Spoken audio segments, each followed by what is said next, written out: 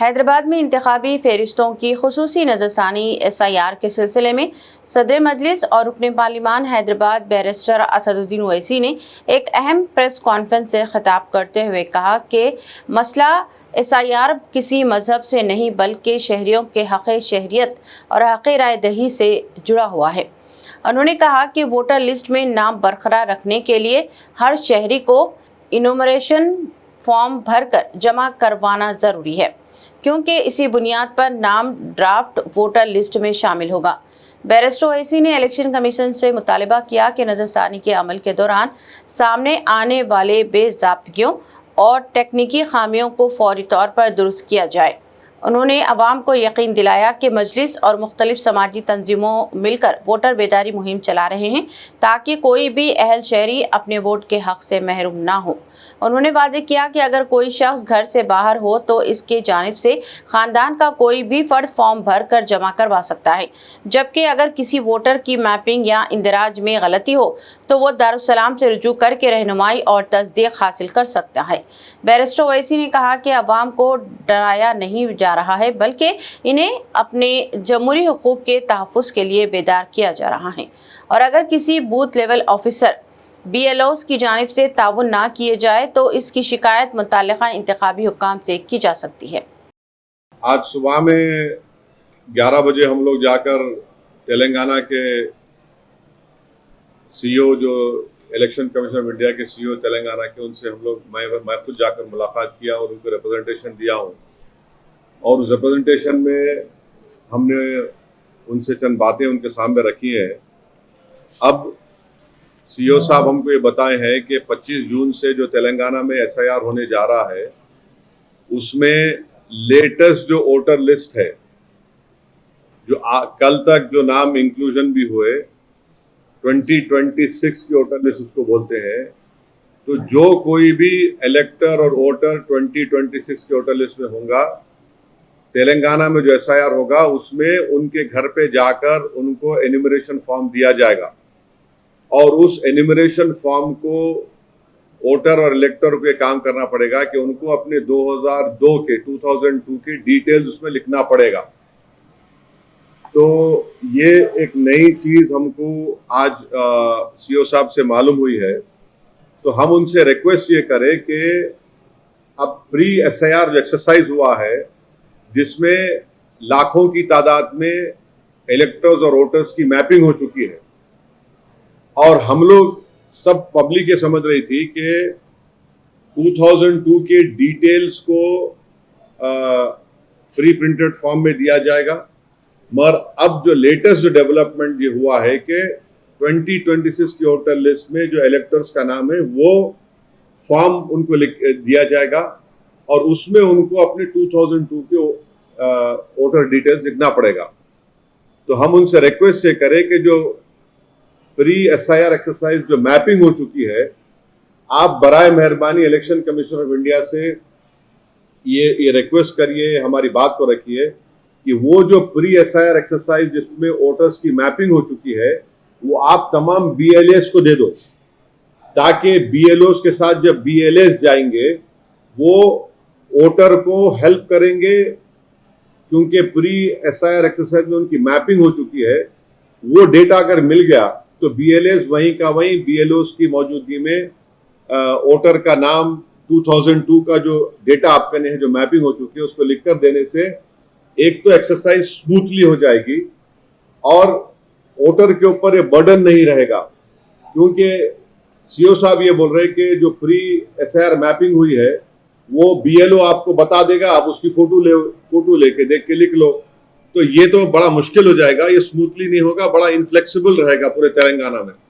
तो हम उनसे रिक्वेस्ट करें कि जो already pre mapping data pre SIR हो चुका है वो डेटा आप BLA से शेयर कर लीजिए, ताकि स्मूथली तमाम इलेक्टर्स का नाम एन्यूमरेशन फॉर्म पे लिख कर उनको दिया जा सकता है। तो उन्होंने हमसे कहा है कि वो इस बारे में इलेक्शन कमीशन ऑफ इंडिया से बात करेंगे और बात करके हमको बताएंगे। दूसरी बात यह है कि जो एन्यूमरेशन फॉर्म दिया जाएगा वो सिर्फ अभी तेलुगु में दिया जा रहा है। हम उनसे रिक्वेस्ट करें कि इंग्लिश में भी मिलना चाहिए एन्यूमरेशन फॉर्म और उर्दू में भी, क्योंकि उर्दू तेलंगाना की सेकेंड लैंग्वेज है और सिर्फ तेलुगु में देने से बहुत बड़ी तादाद में तेलंगाना में इलेक्टर्स को बहुत बड़ी परेशानी होगी और सही डिटेल्स 2002 के उसमें लिखना बड़ा मुश्किल हो जाएगा। तो इसलिए हम उनसे ये रिक्वेस्ट करें कि तेलुगु के साथ साथ उर्दू और इंग्लिश में भी एन्यूमरेशन फॉर्म्स BLOs 25 तारीख से इलेक्टर वोटर्स को देना। तीसरी बात हम उनसे ये कहे हैं कि एनोमलीज के नाम पर स्पेलिंग मिस्टेक हुआ इलेक्टर का तो एनोमली में आ जाएगा। अगर उनके स्पेलिंग मिस्टेक के साथ उनके फादर का स्पेलिंग मिस्टेक है तो एनोमली में आ जाएगा।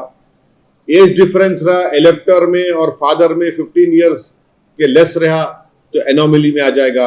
एज डिफरेंस रहेगा इलेक्टर और फादर में 50 साल के करीब तो वो एनोमली में आ जाएगा। एज डिफरेंस होगा इलेक्टर और ग्रैंड पेरेंट्स में लेस देन 40 इयर्स एनोमलीज में आ जाएगा।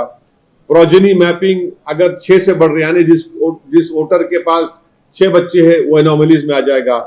एज गैप अगर 2 सिबलिंग्स में एज गैप रहा 9 महीने का तो एनोमलीज में आ जाएगा। तो हम उनसे रिक्वेस्ट ये करें कि 2002 में जब SIR हुआ था जब तो डॉक्यूमेंट्स नहीं पूछे, सेकेंडली वो 2002 का SIR जब हुआ वो मैन्युअली किया गया तो वो मिस्टेक तो इलेक्शन कमीशन ऑफ इंडिया ने किया तो वो मिस्टेक को आप क्यों 2026 में वोटर्स को पेनलाइज करेंगे आप।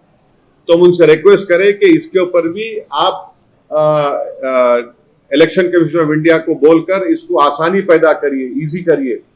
उनका बोलना यह है कि आप अगर फॉर्म दे दिए, एन्यूमरेशन फॉर्म आप दे दिए तो आपका नाम ड्राफ्ट लिस्ट में आ जाएगा, मगर उसमें प्रॉब्लम यह है कि ड्राफ्ट लिस्ट में आने के बाद जिस किसी का एनोमलीज रहेंगे उनको नोटिस दिया जाएगा कि वो ERO के पास जाकर अपने इन चीजों को क्लियर करें।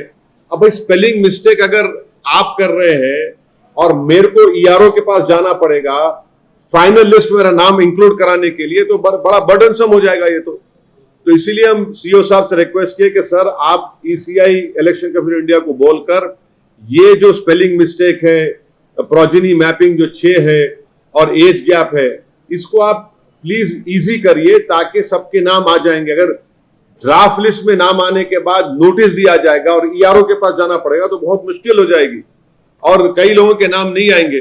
अब हम उनसे ये भी पूछे कि कौन से लॉ के तहत election commission of India article 324 का हवाला देता है, तो भाई कौन से लॉ के तहत आप ये हमारे को बोल रहे कि जिसके 6 बच्चे उसके मैपिंग नहीं होगी।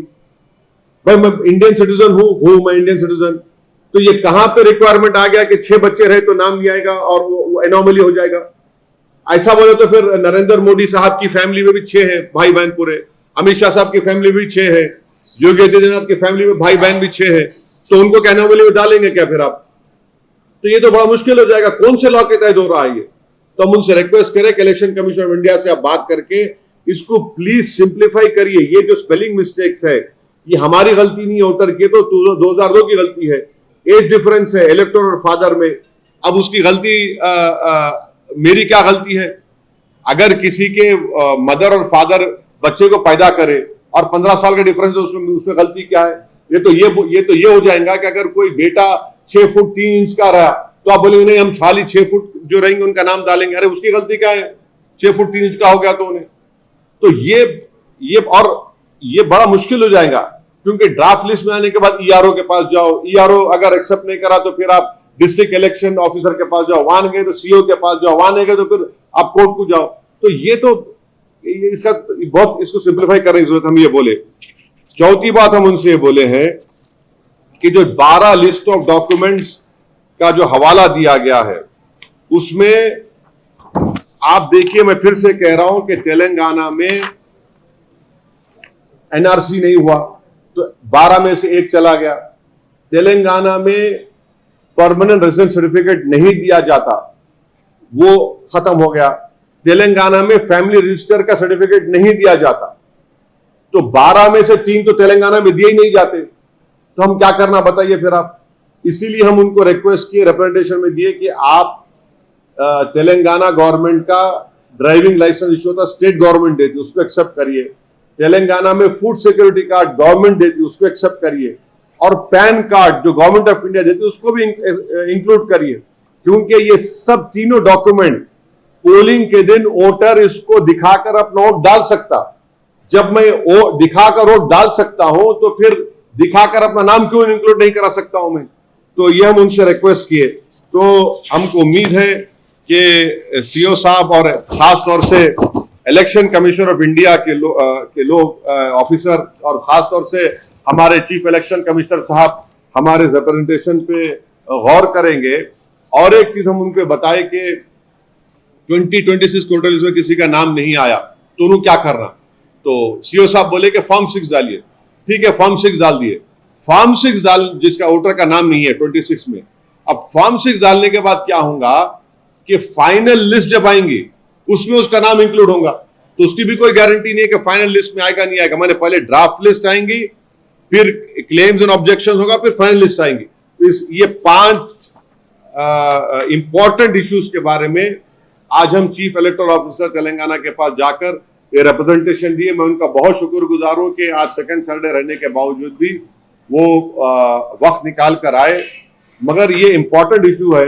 हम उम्मीद करते हैं कि इलेक्शन कमीशन ऑफ इंडिया हमारे रिप्रेजेंटेशन को बड़ी संजीदगी से गौर करके इसका सोल्यूशन निकालेगा, क्योंकि ये सब के सब बहुत जरूरी है। क्योंकि हम भी यही चाह रहे कि जेन्युइन वोटर का नाम एसआईआर में इंक्लूड हो, और इसके लिए बहुत जरूरी है कि इलेक्शन कमीशन ऑफ इंडिया हमारी इस रिप्रेजेंटेशन को गौर करके इसमें जो हमने जो उनसे रिक्वेस्ट किया है उसको